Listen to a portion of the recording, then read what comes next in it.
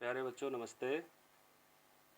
बच्चों आज आप पढ़ेंगे आपके सामाजिक विज्ञान में अर्थशास्त्र किताब से पाठ 4 भारत में खाद्य सुरक्षा। भारत में खाद्य सुरक्षा समझ में आया पाठ? कुछ नहीं। भारत में खाद्य सुरक्षा यानी कि भारत हमारा देश, हमारे देश में खाद्य सुरक्षा कुछ समझ में आ रही है? खाद्य मतलब खाने पीने वाली चीज़ें और सुरक्षा मतलब हमारी सुरक्षा। तो खाने की सुरक्षा, भारत में खाने पीने की सुरक्षा, इसका क्या मतलब है? भारत में खाद्य सुरक्षा क्या है? चलो इसको पढ़ते हैं, इसका अर्थ समझते हैं, ठीक है? और समझते हैं कि भारत में खाद्य सुरक्षा क्या है। खाद्य सुरक्षा का अर्थ है सभी लोगों के लिए सदैव भोजन की उपलब्धता। यानी कि खाद्य सुरक्षा का अर्थ क्या है कि सभी लोगों के लिए हमेशा भोजन की उपलब्धता हो, पहुंच और उसे प्राप्त करने का सामर्थ्य हो। जब भी अनाज के उत्पादन या उसके वितरण की समस्या आती है तो सहज ही निर्धन परिवार इससे अधिक प्रभावित होते हैं। खाद्य सुरक्षा, सार्वजनिक वितरण प्रणाली, शासकीय सतर्कता और खाद्य सुरक्षा के खतरे की स्थिति में सरकार द्वारा की गई कार्रवाई पर निर्भर करती है। अब देखते हैं खाद्य सुरक्षा क्या है। जीवन के लिए भोजन उतना ही आवश्यक है जितना कि सांस लेने के लिए वायु। लेकिन खाद्य सुरक्षा मात्र 2 जून की रोटी पाना नहीं है, बल्कि उससे कहीं अधिक है। खाद्य सुरक्षा के निम्नलिखित आयाम है। ये कहना चाह रहा है खाद्य सुरक्षा केवल 2 वक्त की रोटी के लिए हमारा पूरा हो जाए यही नहीं है। खाद्य सुरक्षा क्या है, इसके और भी आयाम है, देखते हैं क्या क्या है। पहले वो कहता है नंबर क, खाद्य उपलब्धता का तात्पर्य देश में खाद्य उत्पादन, खाद्य आयात और सरकारी अनाज भंडारों में संचित पिछले वर्षों के स्टॉक से है। यानी खाद्य की जो उपलब्धता है, हमारे यहाँ राशन की जो उपलब्धता है देश में, चावल, गेहूँ या और दूसरे अनाजों की जो उपलब्धता है देश में कितना है, उसका संचित भंडार हमारे पास कितना है देश में, अनाज भंडारों में संचित पिछले वर्षों का स्टॉक कितना है। दूसरा, पहुँच का क्या अर्थ है? पहुँच का अर्थ है प्रत्येक व्यक्ति को मिलता रहे क्या? खाद्य।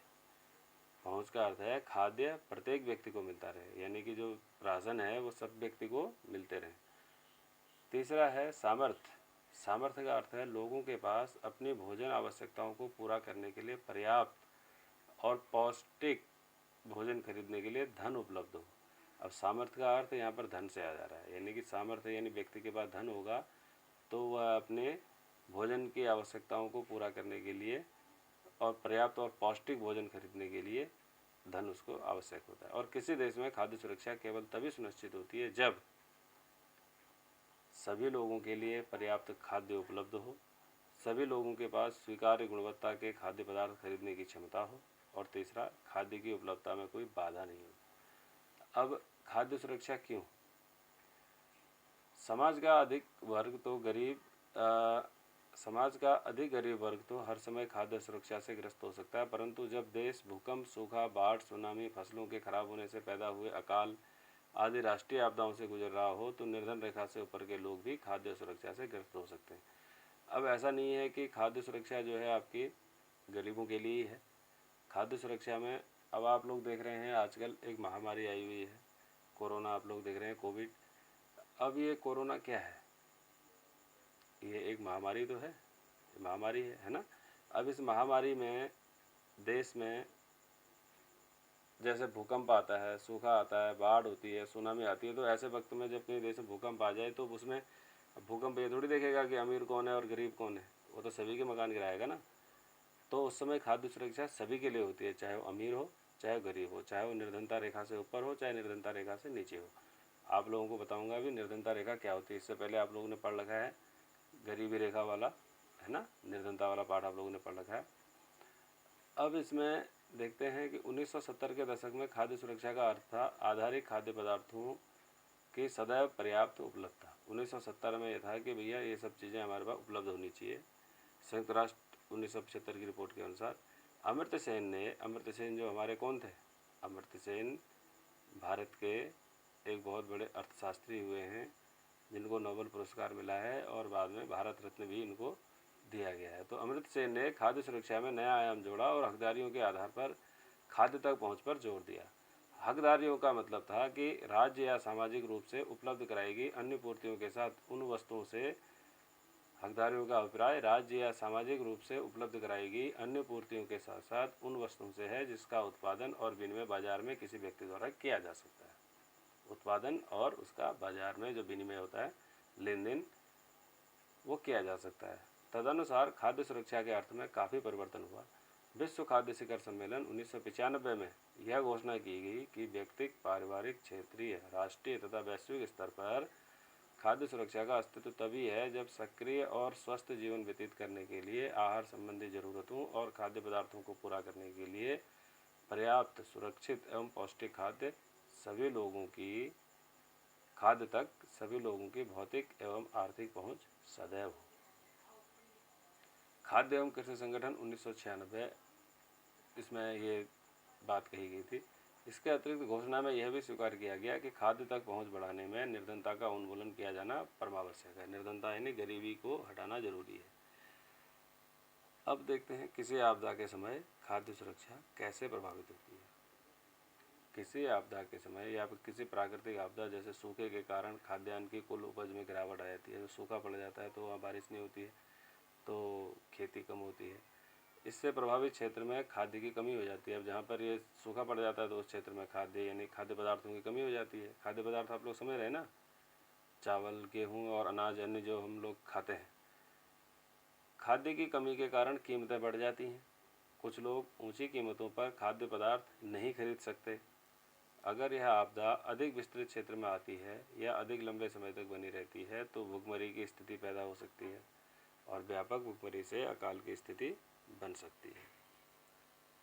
बात समझ में आई? अगर सूखा कहीं किसी क्षेत्र में ज़्यादा पड़ जाए तो उस क्षेत्र में उपज नहीं हो पाएगी तो उस क्षेत्र में लोगों को खाने पीने की समस्या रहेगी। वहाँ पर भुखमरी तक की नौबत आ सकती है और भुखमरी से अकाल जो पड़ जाता है, अकाल की स्थिति आ सकती है। और अकाल के दौरान बड़े पैमाने पर मौतें होती हैं। अकाल आप लोग जानते हैं, अकाल यानी कि जब जिस समय कुछ नहीं मिल पाता है।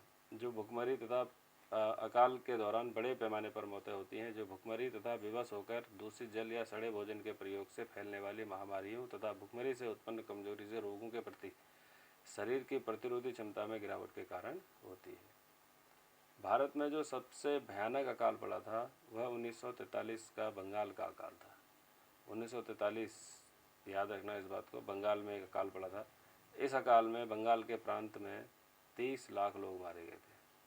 कितने? 30 लाख लोग, बहुत बड़ी संख्या है। जब अकाल पड़ा तो 30 लाख लोग मारे गए। लेकिन इसका कारण क्या रहा? अकाल कैसे पड़ गया एकदम से 1943 में? क्या आपको मालूम है बंगाल में अकाल से सबसे अधिक कौन लोग प्रभावित हुए? बताइए, कौन लोग प्रभावित हुए होंगे? इसमें सबसे ज़्यादा निर्धन वर्ग सबसे ज़्यादा प्रभावित हुआ है ना, क्योंकि उसके पास तो कुछ था ही नहीं पहले से। चावल की कीमतों में भारी वृद्धि से खेतीहर मजदूर, मछुआरे, परिवहन कर्मी और अन्य अनियमित श्रमिक सबसे अधिक प्रभावित हुए। कौन कौन प्रभावित हुए? खेतीहर मजदूर, मछुआरे, परिवहन कर्मी और अन्य अनियमित श्रमिक। अनियमित यानी कि जिनको रोज़ रोज़ काम नहीं मिल पाता, वो वाले श्रमिक सबसे अधिक प्रभावित हुए और इस अकाल में सबसे अधिक वही मरे। अब देखिए, बंगाल प्रांत में चावल की उपज, लोग कहते हैं कि उत्पादन नहीं हुआ इसलिए वहाँ पर अकाल पड़ा। अब 1938 में आप लोग देख सकते हैं 85 लाख टन। 1943 में अकाल पड़ा था तो 1943 से 5 साल पहले की रिपोर्ट ये बता रहे हैं। देखें ज़रा, 1938 में 85 लाख टन उत्पादन हुआ। आयात यानी खरीदा कुछ नहीं, निर्यात यानी बेचा कुछ नहीं, तो 85 लाख टन हुआ। 1939 में 79 लाख टन उत्पादन हुआ, 4 लाख टन खरीदा क्योंकि कमी पड़ गई थी। 83 लाख टन हमारे पास रहा टोटल। ऐसे आप लोग सारे इसमें देखें, किसको, इस सारणी को देखें। 1942 में सबसे ज़्यादा रहा, 93 लाख टन उत्पादन रहा। 1942 अकाल पड़ने से एक साल पहले सबसे ज़्यादा उत्पादन रहा। तो उससे पहले तो अकाल नहीं पड़ा था ना, तो इस बार तो ज़्यादा था, 93 लाख टन। उसमें आयात तो कुछ नहीं किया लेकिन निर्यात भी कर दिया हमने, बेच भी दिया, 1 लाख टन बेचा भी हमने, तो 92 लाख टन बच गया। उससे अगले साल उत्पादन बहुत कम हो गया, सीधे सीधे देखिए आप 76 लाख टन में आ गया है, और 3 लाख टन हमने ख़रीदा भी, 79 यानी 79 लाख टन हमारे पास बचा। तो कहने का मतलब, अब कुछ लोगों का, आइए चर्चा करते हैं इस बात में, इस सारणी में, इसके बारे में। इसमें ये लिखा हुआ है कि कुछ लोगों का कहना है कि बंगाल का अकाल चावल की कमी के कारण हुआ था। अब आप लोग बताइए, क्या बंगाल में जो अकाल पड़ा क्या वो चावल की कमी से पड़ा? भाई उससे 4 साल पहले, 5 साल पहले देखिए, ये 79 लाख टन है, उससे पहले तो 70 लाख टन था 1941 में, तब क्यों नहीं अकाल पड़ा? तो ये एक अकेला कारण नहीं था कि चावल की कमी के कारण ही अकाल पड़ा, इसके और भी कई कारण हैं। लोगों ने स्टॉक करना शुरू कर दिया होगा, है ना, निर्धनों की पहुंच तक नहीं पहुंच पाया होगा। और चावल की उत्पादकता भी कमी रही है, ऐसा कुछ नहीं कि नहीं रही है, 79 लाख टन रही है, दूसरे नंबर पर ही है, 70 के बाद 79 या 70 में भी कमी पड़ी होगी, लेकिन उसमें जनसंख्या कम रही होगी या जो भी कारण रहे होंगे। किस वर्ष में खाद्य उपलब्धता में भारी कमी हुई? सबसे ज़्यादा कमी किस वर्ष में हुई है? 1941 में। तो अकाल तो 1941 में पड़ना चाहिए था, लेकिन अकाल पड़ा 1943 में, जबकि उस समय तो 9 लाख टन ज़्यादा था, है ना। तो इसका कारण क्या रहा? इसका कारण देखते हैं, आगे ढूंढते हैं। ये देखिए, राहत केंद्र में भुखमरी से पीड़ित लोग, भुखमरी से पीड़ित लोग हैं। ये पंडित टाइप का आदमी है, पीछे कोई कर्मचारी टाइप का आदमी है कुछ, और उसके बगल में बूढ़े व्यक्ति हैं, बीमार व्यक्ति हैं, और कोई दूसरे धार्मिक व्यक्ति भी दिख रहे हैं। अलग अलग समाज के लोग हैं, अलग अलग टाइप के लोग दिख रहे हैं, लेकिन सब भूखे हैं अकाल के कारण। और दूसरा दिख रहा है 1943 के बंगाल के अकाल के दौरान पूर्वी बंगाल के चटगांव जिले, पूर्वी बंगाल यानी अब जो बांग्लादेश में है, चटगांव जिले में गांव छोड़कर जाता हुआ एक परिवार। अब देखिए, ये परिवार गांव छोड़ के जा रहा है, क्या है उसके पास? सब बच्चे भूखे हैं, किसी के पास कुछ है? कुछ भी नहीं है, चप्पल भी नहीं है उनके पास, कपड़े भी नहीं है उनके पास, है ना। बड़ी भयानक समस्या है। ये अकाल बढ़ गया था 1943 में। तो ऐसी समस्याएं आ जाती हैं अकाल में। आप लोग देखें, अकाल के समय जब कोई महामारी आती है, भूकंप, अकाल, सूखा, बाढ़, तो इस टाइप की समस्याएं आ जाती हैं बच्चों। ये चीज़ें देखनी चाहिए आप लोगों को। अब देखते हैं इस चित्र में आपने क्या देखा। पहले चित्र में कौन सा आयु वर्ग दिख रहा है? पहला चित्र ये है आपका। इस चित्र में आपका कौन सा आयु वर्ग दिख रहा है?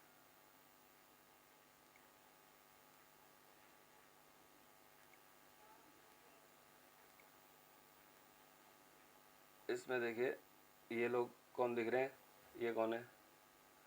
कुछ 40-50 साल के आदमी हैं, ये बिल्कुल बूढ़े हैं। और ये आपके देखिए बूढ़े ही हैं, ये भी बूढ़े ही हैं, थोड़ा बच्चे टाइप के हैं। तो अलग अलग आयु वर्ग के लोग दिख रहे हैं पहले वाले उसमें ग्रुप में, है ना। और दूसरे में देखिए कौन है, दूसरा क्या दिख रहा है? क्या आप कह सकते हैं कि चित्र में दिखाया गया परिवार गरीब है? चित्र 4.2 4.2 में परिवार गरीब है, ये वाला परिवार जो दिखाया गया है? आप लोग क्या कहते हैं इस बारे में? ये वाला परिवार क्या है, गरीब है? बिल्कुल गरीब है। देखिए, इनके पास कुछ भी नहीं है, चप्पल नहीं है, कपड़े नहीं है, और कोई सामान नहीं है इनके पास, ऐसे ही जा रहे हैं बेचारे, तो गरीब हैं, है ना। उसके बाद अगर हम तीसरा प्रश्न इसमें देखें, क्या आप अकाल पड़ने से पहले दोनों चित्रों में दिखाए गए लोगों की जीविका के स्रोत के बारे में अनुमान लगा सकते हैं? क्या आप लोग पहचान सकते हैं इनमें से कि इनमें से कौन क्या करता होगा? पहचान सकते हैं। ये कुछ पंडित टाइप के आदमी लग रहे हैं, मौलवी या जो भी है, पंडित हैं, मौलवी तो नहीं लग रहे हैं, पंडित हैं। तो ये कुछ पूजा वूजा का काम करते होंगे। ये शिक्षक टाइप के आदमी लग रहे हैं, ये कुछ शिक्षा विक्षा देते होंगे। ये लोग खेतिहर मजदूर और ग्वाले टाइप के, इस टाइप के लोग लग रहे हैं। सबके अपने अपने काम धंधे रहे हैं, शिकारी टाइप के लोग हैं, है ना। और खेती करने वाले लोग, किसान लोग लग रहे हैं इस चित्र में। और दूसरे चित्र में आपको गरीब आदमी हैं, ये दिख ही रहे हैं। अगला है, ज्ञात करें कि किसी राहत शिविर में प्राकृतिक आपदा के पीड़ितों को किस तरह मदद की जाती है। क्या आप लोगों को पता है, जब राहत शिविर, जो जानते हैं आप लोग, राहत शिविर उसे कहते हैं जहाँ पर लोगों को किसी क्षेत्र में अगर महामारी आ जाए, कोई आपदा आ जाए, तो उस क्षेत्र के लोगों को एक जगह पर रखा जाता है, बड़ी जगह पर। उस जगह को राहत शिविर कहा जाता है। और उस राहत शिविर में सब लोगों को मेडिकल सुविधा दी जाती है, खाने पीने की सुविधा दी जाती है ना। इस तरह के खाद्य पदार्थ दिए जाते हैं, पोषण दिया जाता है, बढ़िया उनकी मदद की जाती है, उसे कहते हैं राहत शिविर। ठीक,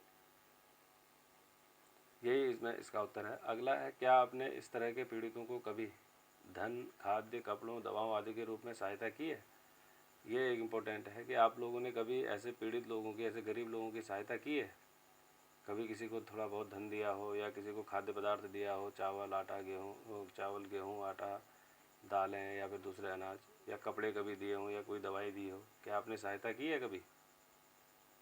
करनी चाहिए आपको। मैं तो कोशिश करता हूँ कि थोड़ा बहुत कर सकूँ, आप लोगों को भी करनी चाहिए। ठीक है, तो आज हमने देखा कि बंगाल में इतना भयंकर अकाल पड़ा। भारत में बंगाल जैसा अकाल पुनः कभी नहीं पड़ा, लेकिन यह एक चिंता का विषय है कि आज भी उड़ीसा में कालाहांडी तथा काशीपुर जैसे स्थान हैं जहां अकाल जैसी दशाएं अनेक वर्षों से बनी हुई हैं, और ऐसी भी सूचना मिली है कि वहां भूख के कारण कुछ लोगों की मृत्यु भी हुई है। हाल के वर्षों में, कुछ वर्षों में राजस्थान के बारन जिले, झारखंड के पलामू जिले तथा अन्य सुदूरवर्ती क्षेत्रों में भूख के कारण लोगों की मृत्यु की सूचना मिली है। अतः किसी भी देश में खाद्य सुरक्षा आवश्यक होती है ताकि सदैव खाद्य की उपलब्धता सुनिश्चित की जा सके। तो आप लोगों ने देखा, अकाल की समस्या आ जाती है, लोगों को खाने पीने की समस्या आ जाती है ना। तो ये सब समस्याएं किसके कारण होती हैं? प्राकृतिक आपदा या दूसरी आपदाओं के कारण। तो इसके लिए खाद्य सुरक्षा की ज़रूरत होती है। खाद्य सुरक्षा, अब हमारा देश हमारे लिए क्या करता है? हमारा देश हमारे लिए खाद्य सुरक्षा हमारी बनाता है। आप लोगों ने देखा, आजकल हम सरकारी सहकारी कोटे के दुकानों से राशन लेते हैं, सस्ते में राशन लेते हैं, है ना। वो सब बातें अब इसके आगे आएंगी कि अब ये सुरक्षा हमें गवर्नमेंट किस तरीके से देती है। इसमें 2-3 कहानियाँ आएंगी, इन कहानियों को मैं आपको बताऊंगा, उनके माध्यम से आप लोग समझ जाएंगे कि इसमें आगे भारत में जो खाद्य सुरक्षा है वो किस तरीके से दी जा रही है। धन्यवाद।